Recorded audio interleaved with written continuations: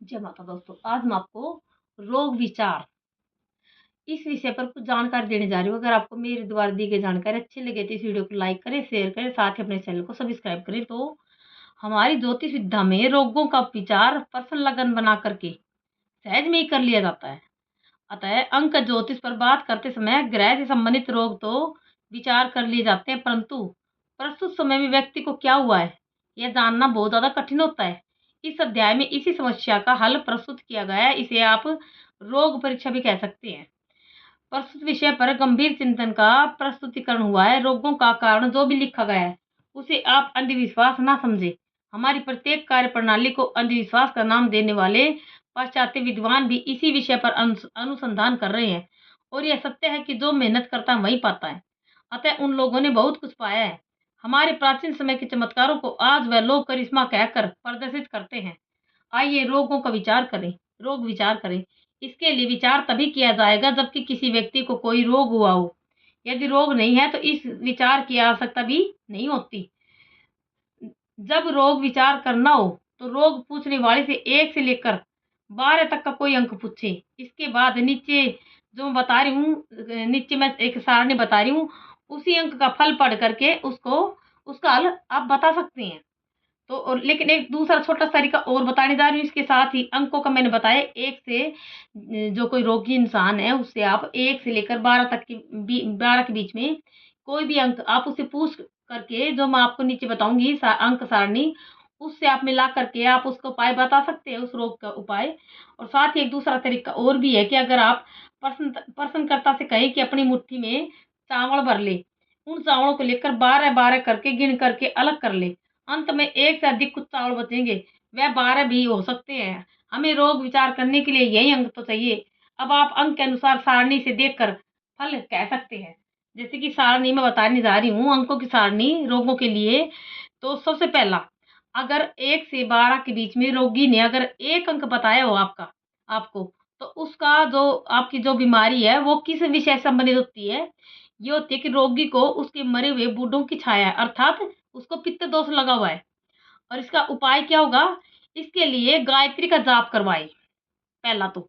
और दूसरा, अगर रोगी 1 से 12 के अंकों के बीच में अगर दो दो का अंक अगर रोगी बताता है, तो रोगी को हल्का हल्का ताप रहता है हमेशा, और उसे उसका उपाय है उसको अपनी कुल देवी की पूजा करे वो रोगी। उसका उपाय ये है। और तीसरा, अगर रोगी 1 से 12 के बीच में 1 से 12 अंक के बीच में अगर 3 का अंक बताता है, तो आपने उसे क्यों बीमारी है कि उसने कोई अनिष्ट किया था, जिस कारण महामाया नाराज है। और इसका उपाय है, आद्य भवानी महामाया की पूजा अर्चना करें, माता रानी की पूजा अर्चना करें। इसका उपाय ये है। और चौथा, अगर रोगी 1 से 12 के बीच के अंक में अगर 4 का अंक बताता है, तो उसका 4 का उसके रोग का कारण क्या है? यह भी देवी की नाराज़गी का कारण होता है। अतः जो इसका उपाय है वो है शाकनी, डाकिनी शाकनी देवी की पूजा पाठ करें।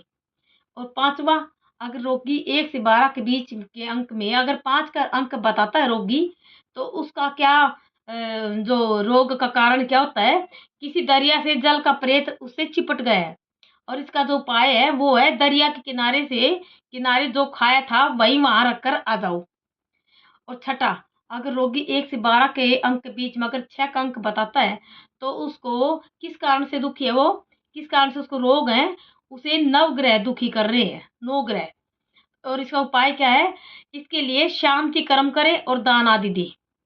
और अगर रोगी 1 से 12 के अंक के बीच में 7 का अंक बताता है, तो रोगी जो होगा उसका बालक या घर में बालक की मृत्यु हुई थी।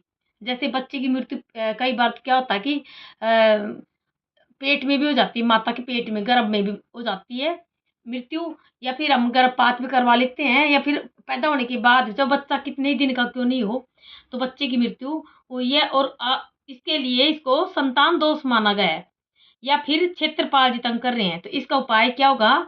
संतान दोष की शांति के लिए गरीब बच्चों को वस्त्र दान करें।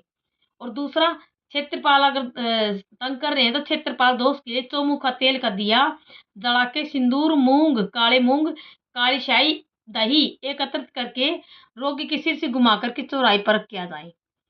और अगर रोगी 1 से 12 के अंक के बीच में अगर 8 का अंक बता रहा है तो उसको किस कारण से रोग हुआ है? उसको है शरीर में हमेशा उसकी आग सी जलती रहती है उसके शरीर में। और उसका उपाय क्या है? उसे वसुदेवता की आराधना करनी चाहिए। और वसुदेव यानी कि जल के देवता की पूजा करनी चाहिए। और अगर रोगी 1 से 9 के अगर 1 से 12 के बीच में अगर 9 का अंक बताता है, तो उसको क्या किस कारण से रोग हुआ? क्योंकि उसके शरीर को किसी कमी से कोई रोग हुआ है, शरीर के अंदर कोई कमी हो च किसी चीज़ की कोई कमी है, उस वजह से उसको वो रोग हुआ है। और इसका उपाय क्या है? वैद्य या डॉक्टर से परीक्षण करवा कर के चेक करवा कर के औषधि दवा ग्रहण करें। और अगर रोगी ने 1 से 12 के बीच में अगर 10 का अंक बताया है, तो उसका क्या कारण है उसका रोग होने का? कि उसके उनकी कोई मन्नत बाकी रह गई है, जो उन्होंने पूरी नहीं की। और इसकी वजह से भगवती चंडी का प्रकोप होता है उस रोगी के ऊपर। तो इसका उपाय है भगवती चंडी की पूजा करें या फिर कन्या पूजन करें, अर्थात कन्या को जिमाएँ। ये इसका उपाय है। और अगर रोगी 1 से 12 के अंक के बीच में अगर 11 का अंक बताता है, तो रोगी को किस कारण से रोग होता है? तो रोगी को प्रेत लगा है। और इसका उपाय है गायत्री का जप करवाओ, प्रेत के हो तो उतारा करवाएँ, ये इसका उपाय है। और अगर रोगी 1 से 12 के अंक के बीच में अगर 12 का अंक बताता है तो उसको किस कारण से रोग है? तो रोगी को योगिनी देवी का दोष लगा है।